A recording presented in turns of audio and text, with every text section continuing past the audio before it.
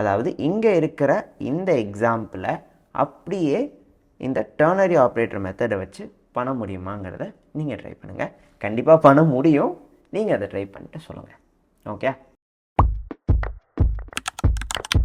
Okay so இப்போ இதை நமக்கு டர்னரி ஆப்ரேட்டர் வச்சு பண்ணணுன்னா நம்ம எப்படி பண்ணணும்? ஃபர்ஸ்ட் பிரிண்ட்டை கொடுத்துக்கிறோம்.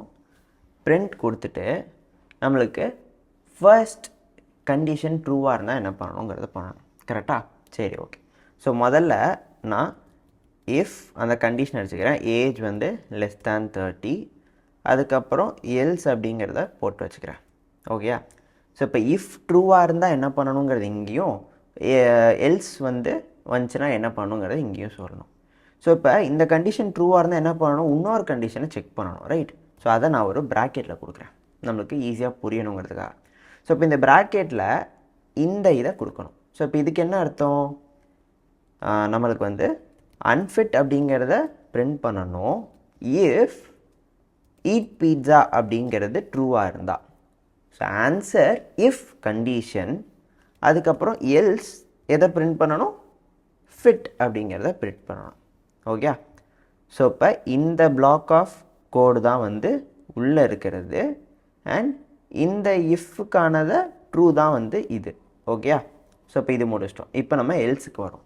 ஸோ இப்போ இந்த எல்ஸ்லேயும் இந்த மாதிரி ஒரு இஃப் எல்ஸ் தான் வந்து இருக்குது. ரைட்? ஸோ திரும்பியும் நான் இங்கே ப்ராக்கெட் ஓப்பன் பண்ணிக்கிறேன்.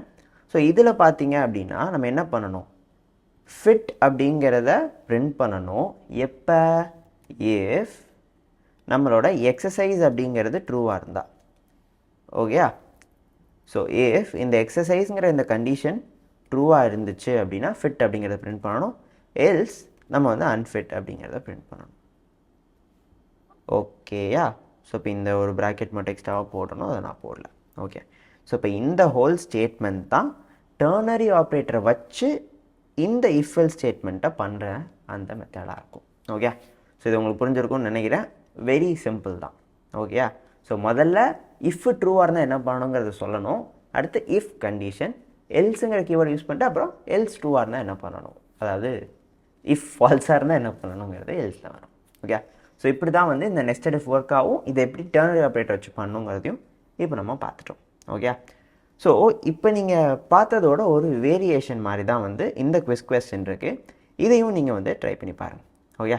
ஸோ இதில் வந்து ஒரு எக்ஸ்ட்ரா ஒரு ஆடட் ஒரு போனஸ் மாதிரி ஒன்று இருக்குது. ஸோ இது நீங்கள் கண்டிப்பாக தெரிஞ்சிருக்கணுங்கிறனால தான் இந்த கொஸ்டினை நம்ம பார்க்குறோம். ஓகே? ஸோ இதில் ஏஜ் இஸ் ஈக்குவல் டு 25 இருக்குது and income is equal to 50,000 அப்படின்னு இருக்குது.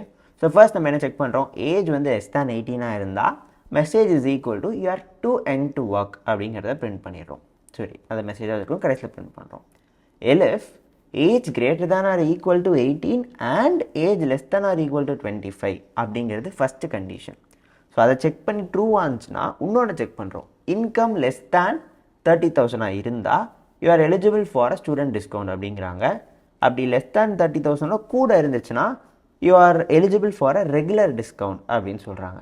கடைசி எல்ஸ் போட்டு you are eligible for a regular discount அப்படின்னு கொடுத்துருக்காங்க. ஓகே? ஸோ இப்போ இந்த 25,50,000க்கு என்ன அவுட்புட் வரும் அப்படிங்கிறத நீங்கள் வந்து கெஸ் பண்ணுங்கள். ஓகே?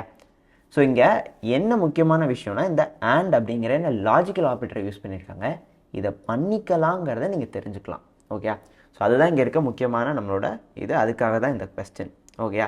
ஸோ நம்மளுக்கு at the end of the day இந்த இஃப்க்கு அப்புறம் வர்றது ஒரு ட்ரூ ஆர் ஃபால்ஸை ரிட்டர்ன் பண்ணணும். நம்ம லாஜிக்கல் ஆப்ரேட்டர்ஸும் ட்ரூ ஆர் ஃபால்ஸ் தான். அந்த லாஜிக்கல் ஆப்ரேட்டர்ஸுக்கு யூஸ் பண்ணுவோம்.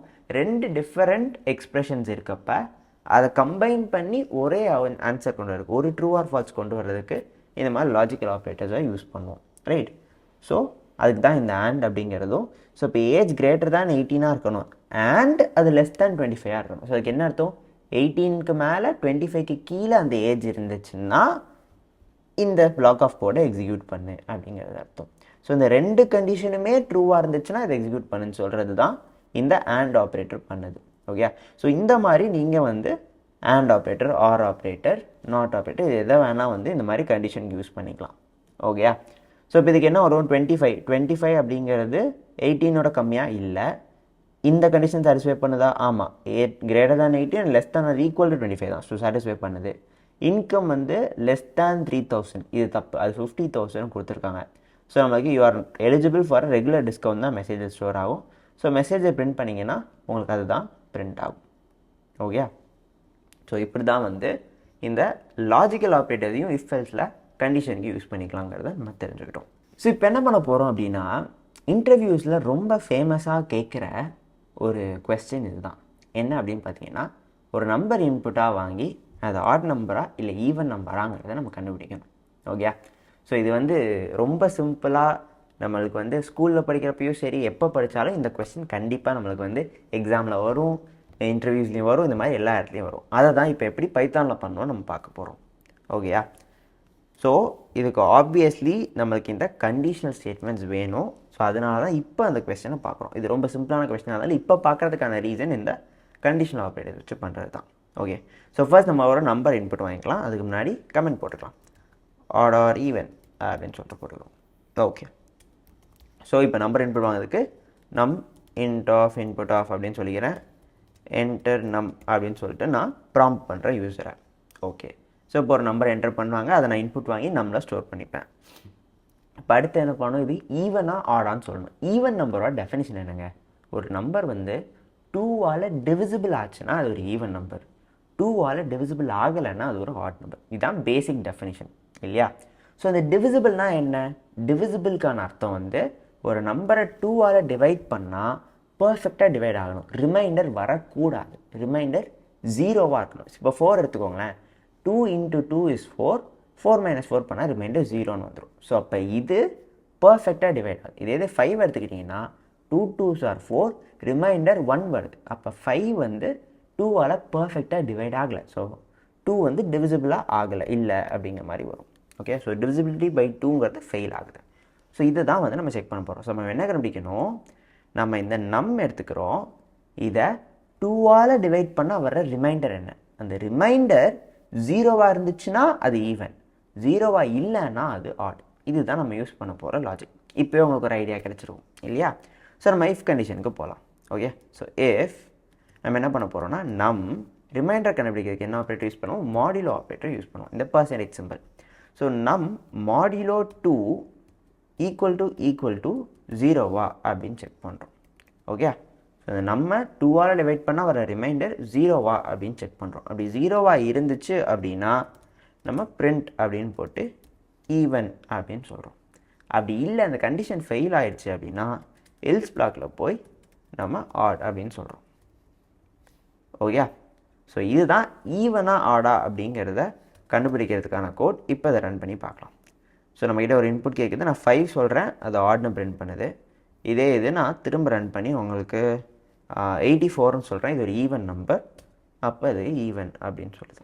ஓகே, ஸோ இதுதான் வந்து ஆட் ஆர் ஈவன் அப்படிங்கிறத கண்டுபிடிக்கிறதுக்கான லாஜிக். ஓகே, இப்போ நீங்கள் என்ன பண்ண போகிறீங்கன்னா, இதே இதை டர்னரி ஆப்ரேட்டர் வச்சு ட்ரை பண்ணி பாருங்கள். ஓகே.